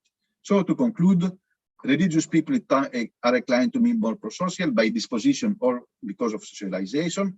This translates often to behavior. The religious ideas or the religious mindset seem to have a causal influence because they activate the association, and there is cross-cultural and cross-religious evidence that this works everywhere, but there are slight cross-religious and cross-cultural differences. Nevertheless, religious prosociality is limited and conditional, that is more coalitional and applies to in-group, and it works better when it does not contrast with other rules like hygienic morality or purity, because this helps prejudice. For instance, moral outgroups, homosexuals, other religions, atheists, etc. The difference between believers and non-believers is not enormous in size. The size is small, and it's more a bit quantitative, but my idea, and there is some evidence for that, is that non-believers' prosociality may be a bit smaller, less present, but when it is present, it may be more mature in terms of better motivated, better, more extended, more universalistic. And my last point is that what is the advantage of religion compared to other sources of prosociality, because there are many sources of prosociality, is that religion is a social device that combines beliefs. The beliefs include God is love, for instance, rituals, and the rituals include gestures and songs and sermons, speaking about love and compassion, norms, but the community, that it is also, we are part of the same community. And if you are interested, here that I have 2 references in a chapter in a book where I make the review of the relation between religion and morality, and a chapter on this issue in the APA handbook. When you will receive the PDF, you can click and you have the access to the chapter. And that's all for today. And many thanks for your attention, the invitation, and your patience, and especially Dr. Sianipar for giving me 5 minutes more for the talk. Many thanks. No problem, Vasilis. All right, thank you so much, Professor Saruglu, for sharing your reflections on spirituality and religion, and how they might increase prosocial behavior at the genetic traits and even group levels. Very interesting. And since all speakers have already presented their thoughts, it is now time for us to discuss the topics of virtue, religiosity, and spirituality based on questions raised by the attendees today. And beforehand, I must let you know that this Q&A session will only take place for about roughly 30 minutes, and that's very limited. So I'm afraid that we won't be able to address all questions or comments. I think we have got so many questions. I will pick the first 3 questions that are specifically intended for each speaker. So the first question, I will read it out for Dr. Bagus Takwin. Sorry, I'm looking for it. All right, it's a question from ST Wungu. Could you explain more the differences between virtue and value? It said virtue is value-based habituation. Would you explain more about it? Thank you in advance. And the second question is for Dr. Mira. It's from Miss Diana Elvida. Dr. Mira, thank you for the presentation. I have 2 questions. First, what virtues need to expose to the religious extremists in de-radicalization program? Second, how the virtue of our religion could be applied in de-radicalization program since the extremists did their violence based on their religious teachings. Thank you in advance. So I think this is more about the relationship between virtues and religious extremism and what kind of virtues that can help to overcome this religious extremism influence. And the third one is for Professor Saruglu. This one came from Julius. Thank you, Professor Saruglu. You have produced numerous studies and publications on the issue of psychology of religion. However, if I'm wrong, correct me. The context on that research is based on Western world, which is full of Christian values, or maybe now with atheism. My question is, what about the religious phenomenon in the context of indigenous people or non-monotheistic religions? Thank you. Okay, I will now give the opportunity to Dr. Takwin to first address the question. Okay, thank you, Dr. Agnes. Okay, value and virtue are often treated the same, yeah. Actually, the two differ in terms that value is dominated by cognition, even though it has an effect on affect. Virtue, on the other side, virtue is, besides just cognition and rational consideration, also about how to strengthen will, connection aspect of human, and about the ability to control emotions. Virtue is a middle way, a golden mean between the two extremes of emotion. For example, in terms of the emotion of fear, excess emotion is fear. Excess emotion of fear is coward. Lack of fear is reckless. Enough fear is brave or courage. That's different. And value is belief. It's a belief. There are gap between belief and action. But virtue is bring to action. Virtue is an inclination to act according to value. I think that's all. There's so many questions for me. Can I answer? Well, I think we cannot do that at the moment because every speaker will have to have their turn to answer. But of course, when we have time, we can come back to those questions, Dr. Okay, I think about value and virtue is enough. Yes, so they're completely different constructs. Okay, and Dr. Mira, Would you please to answer the question? Okay, thank you, Agnes.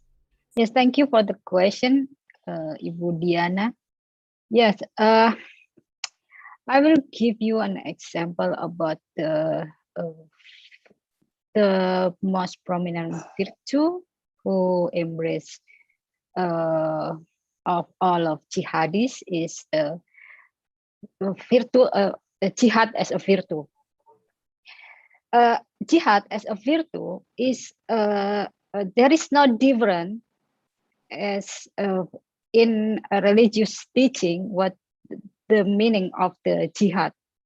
So I will categorize or differentiate between ideal virtue and living virtue. So jihad from religious teaching as ideal virtue is the same between jihadis and non-jihadis. But the living virtue is different. So if we try to introduce a different virtue, I don't know what does different virtue, because all of the justification of the jihadis is from a religious teaching. The difference is the interpretation of the religious teaching, such as jihad. The interpretation of jihad from jihadis is only jihad qital.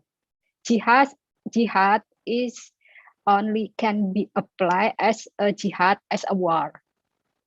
And for mainstream, many people, Muslim as majority, jihad is not only can be interpreted as a war. So the living virtue is different here.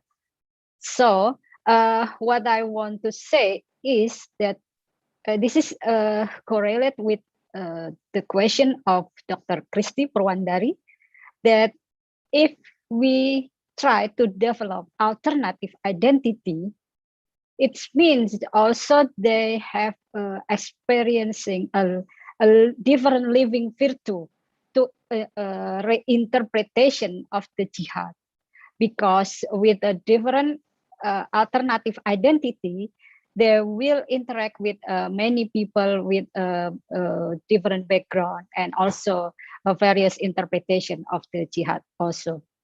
That's my answer, Mbak Agnes. Okay, thank you, Dr. Mila. And next, we turn to Professor Saruglu. Would you please answer? You have to unmute first, Vasilis. Thank you. Okay, thanks.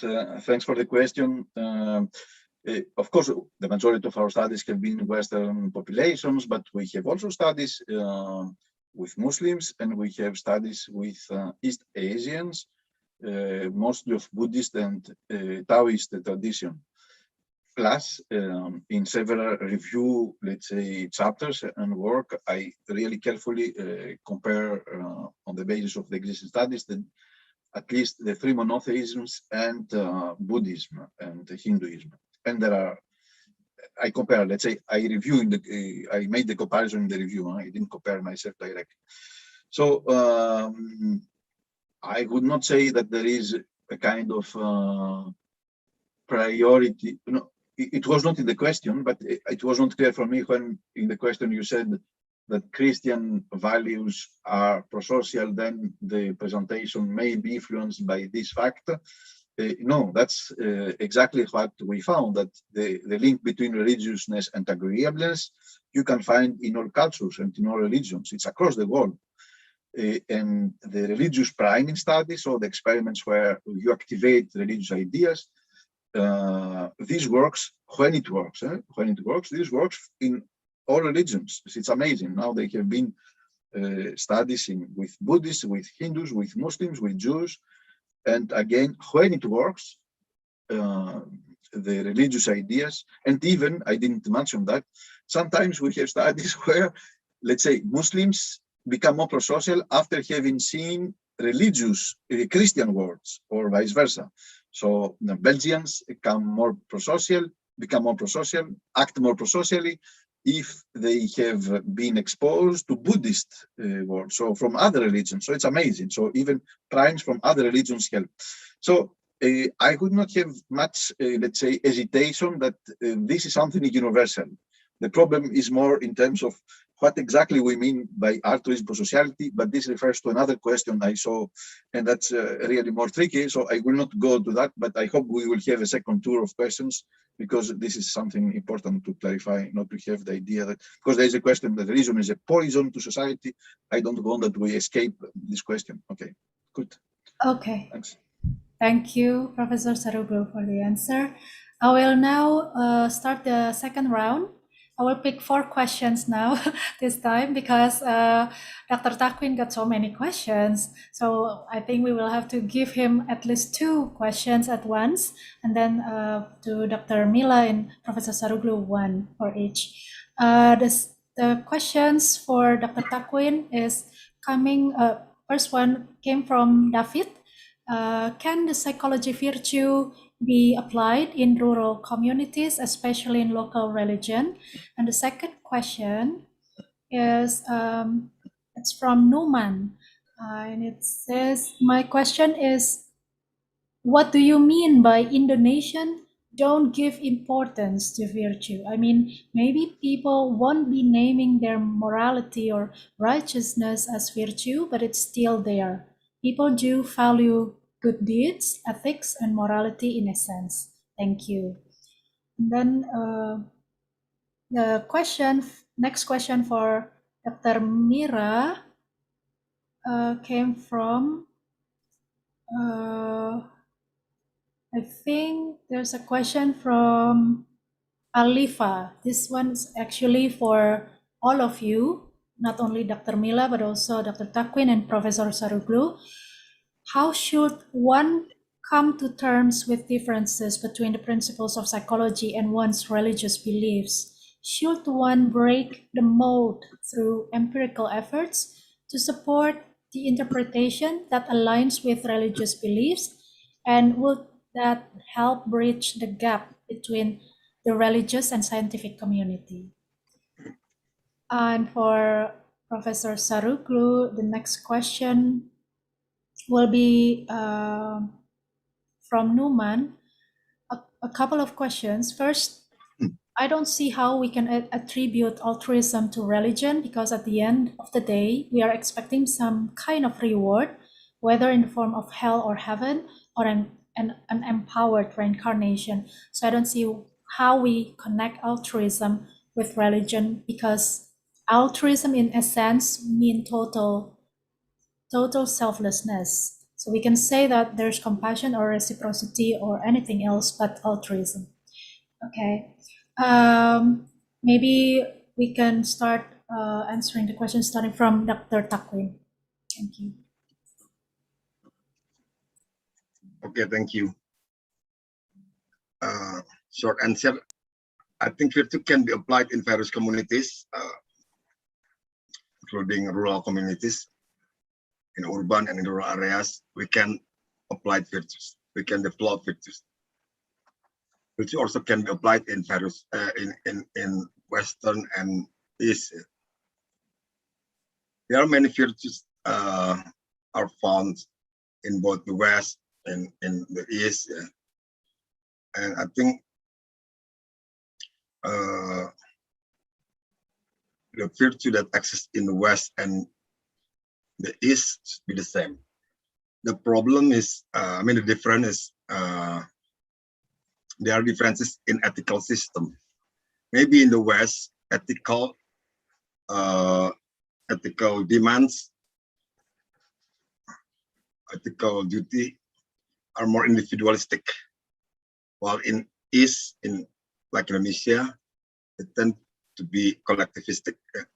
So that in the East, ethos, collective morality, collective code of conduct is more prioritized over virtue. Virtue is individual moral value, moral conduct. Yeah, ethos is a standard of group morality, while virtue is more on the individual. ethos is prioritize obedience to the group, while virtue is prioritize self-encouragement to able to act well, act according value as individual act. Ethos can be also be based on virtue, although it's often ethos more based on group obedience, based on obedience to group, accompanied with sanction and rewards. So in rural community, I think virtue can be applied. And then okay, I said it seemed virtue at these times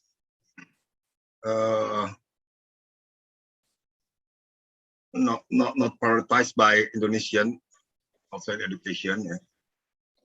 Because I look at the current situation. I think that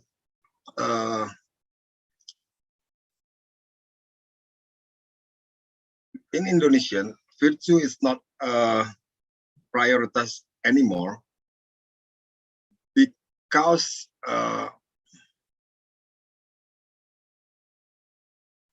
we, as a culture, as a society, we don't have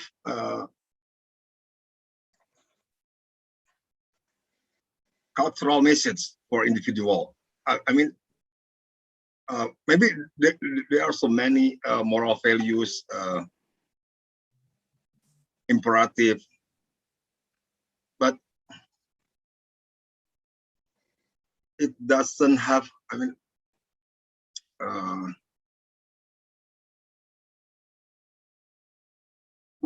we lack a clarity of cultural message for Indonesian individual.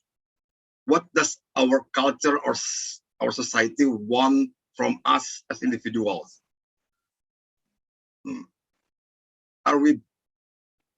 Should we be independent people, or we concerned with social relation? If I should be an independent, why do I need to attach importance collectivistic custom? And if I should be I should concern with social relation, why do I have to compete with other people in Indonesian and people from other nations? What exactly our culture want from us? It doesn't clear. What are the values that we held, really held, and then implemented in our daily life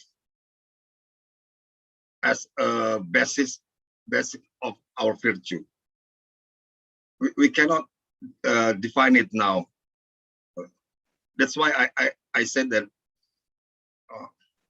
it seems that virtue is not. It seems that Indonesian do not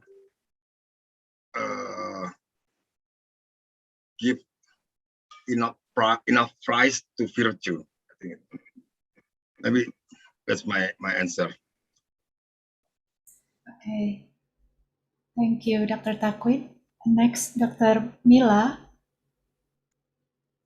Yes, very interesting question, I think. This is also important question for many psychology scholars in Indonesia, because we know that religion is most important thing for Indonesian people. But in my opinion, science work with the principle of falsification, and psychology as a science work as the principle of falsification also. But religion as teaching is a religious dogma. So like Jonathan had said that religion is belief in religion is an intuitive, but science is more rational. So if we try to integrate the psychology and religion, we cannot reject religious dogma by religion. So because this is a different epistemology, I think that because we believe what we sometimes we don't have a adequate reason why we believe A, B, or one religion or another, but we have justification why we believe it. But science didn't work with justification, but with falsification. So we can study, psychology can study religious people, and we can explain why people, how people, why people behave in a certain way based off our psychology principle in psychology. But we cannot reject the religious dogma based off our finding. That's my thought, Agnes. Thank you. Very interesting, Dr. Mela. I'm sure it will be sufficient for Alifa as well. We can turn to Professor Saruglu for questions from Numan.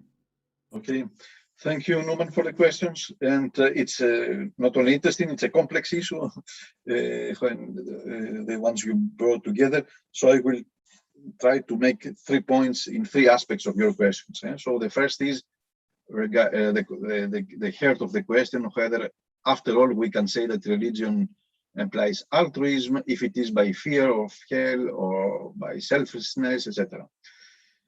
I agree. Perhaps I didn't clarify that well in the presentation.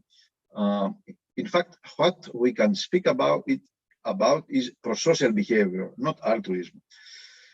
So it is clear that there are many studies showing that there is something there, that the religion, religious crimes, or religiousness is accompanied by prosocial behavior, certainly prosocial intentions, prosocial ideals, and behavior.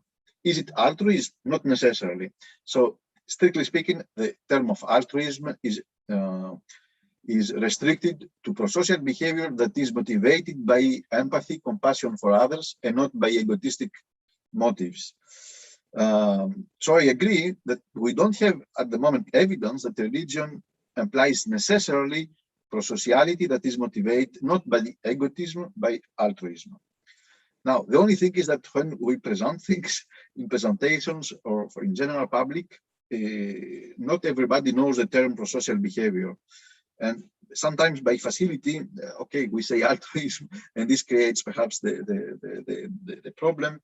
But I am careful. So when I was first invited for this chapter on religion, spirituality, and altruism at the EPA handbook, the invitation was about religion, spirituality, love, compassion, and altruism. And I say, oh goodness, we cannot speak about all these things, at least for social behavior, but the compromise was to speak about altruism. So that was the first point, and I agree. Now the second point, let's say, ethically speaking, you are right by saying, if it is by selfishness, is it still altruism? Okay, nice point, ethically speaking, but across the years, I think I became very pragmatic and realistic.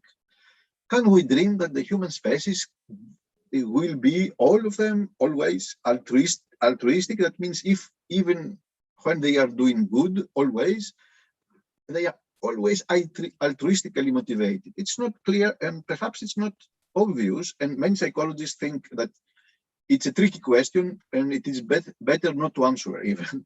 Why? We saw studies mentioned by Professor Takwin that virtue implies be happy.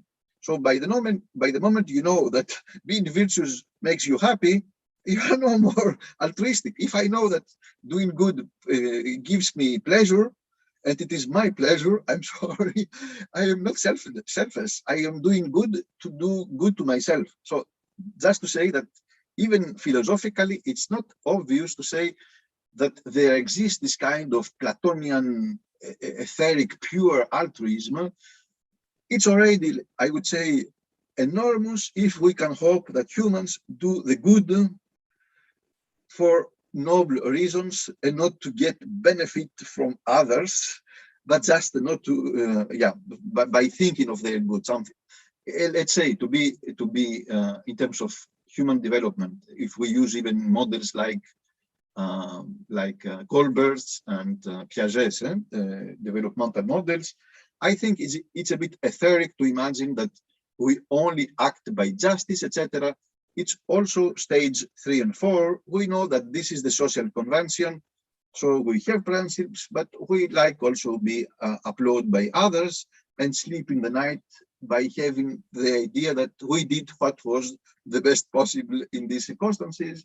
So stage 3, 4 in Goldberg's model and stage 5, 6 go together for normal people, except for heroes or saints, perhaps something like that. And the third point is the following: you say, can we attribute altruism to religion, religion to altruism, something like that? So I agree also that there is a danger if we think of religion as a source of altruism or prosocial behavior even. This is natural inclination. So people, let's say we humans have a natural inclination to be prosocial, and we have natural inclination to be aggressive also. So what religion does, but not only religion, many other things, it helps, it intensifies, it enhances. Other things do that. Music does that also. When we listen to music, normally we feel better about other people. Light, good temperature. When it rains, people are disagreeable. When you go to the bank in a rainy day, you are not so well helped if it is a sunny day. The only point I made at the end of the presentation is that religion, perhaps, this may explain why we have all the studies shown that something is there in terms of prosocial behavior, is that the religion has a package with everything included, and music and gestures and rituals and sermons and spiritual figures and history and narratives. And this is a whole package we have together, something like that. And that's all. But it's not nothing. And that may explain why we have all the studies. And the problem is with atheism, it may be qualitatively better, but you don't have, it means people may be atheists, may be more intrinsically motivated to be altruistically motivated to be empathetic, compassionate, and do prosocial behavior, but it's more demanding. You don't have the music, you don't have the nerves, you don't have the rituals, you don't have the gestures, you don't have the figures, the parables, and all this kind of stuff that goes together that makes a package historically. Thanks a lot for the important question. Yeah, thank you, Professor Saruglu, for interesting ideas about all of these relationships between prosociality and religiosity. Okay, due to time restrictions, well, as I have said before, we will not be able to discuss or address all questions, and certainly not now. But first, I would like to thank all the speakers. Thank you so much, Dr. Takwin, Dr. Mila, Professor Saruglu, for the thorough explanations and illuminating ideas on how psychology can enrich our knowledge about religiosity, spirituality, and virtues.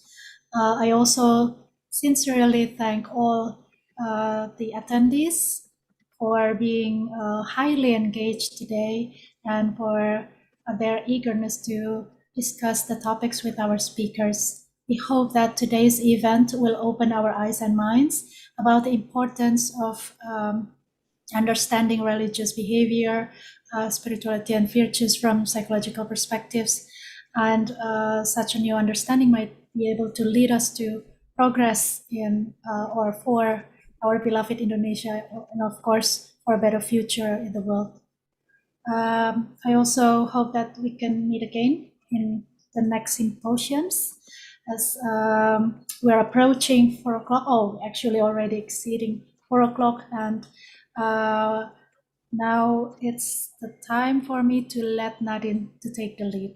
Thank you so much for your attention, and have a nice day. Thank you, Mbak Agnes. Today has been a very eventful day. We hope that many of you have caught interest in some of the topics that we went through today. I think Mbak Agnes had a really good closing. We would like to thank you again for the guest speakers of today, and we really appreciate you all for kindly giving us your time to share your vast knowledge and interest in the field of religion, spirituality, psychology, and human virtues with us. A big thank you as well again to Mbak Agnes and the rest of the very wonderful staffs who worked very hard to make today's event possible. On a brighter note, we would like to announce that we are in the midst of preparing the fourth symposium, however, with the date and topic to be announced soon. So be sure to look forward to that. Now, before we bring the event to an official end, I would also like to remind you of the postgraduate program that is offered in Faculty of Psychology UI. They have 13 research groups and involves a very promising collaboration with the Faculty of Psychology and Neuroscience in Maastricht University. Hopefully, this can be encouraging information for those of you who want to continue your doctoral studies at the Faculty of Psychology in UI. For more information, you can reach the contacts that will be provided on the slide shown at the end of our event. I believe that is all that we have for today. Don't forget to look out for the fourth symposium event so that you won't miss any future details. We are all praying that the current conditions of the pandemic will soon get better and that those who are infected can quickly regain their health. We hope that everyone will have a wonderful rest of the day. Thank you and see you next time. Dan mengabdi Tuhan dan mengabdi bangsa dan negara Indonesia.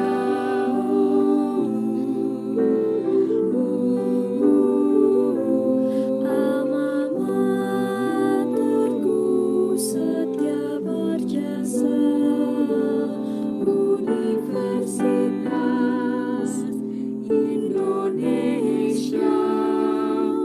Kami warga Merdeka bersatu, kami amalkan dharmamu dan mengabdi Tuhan dan mengabdi bangsa dan negara Indonesia.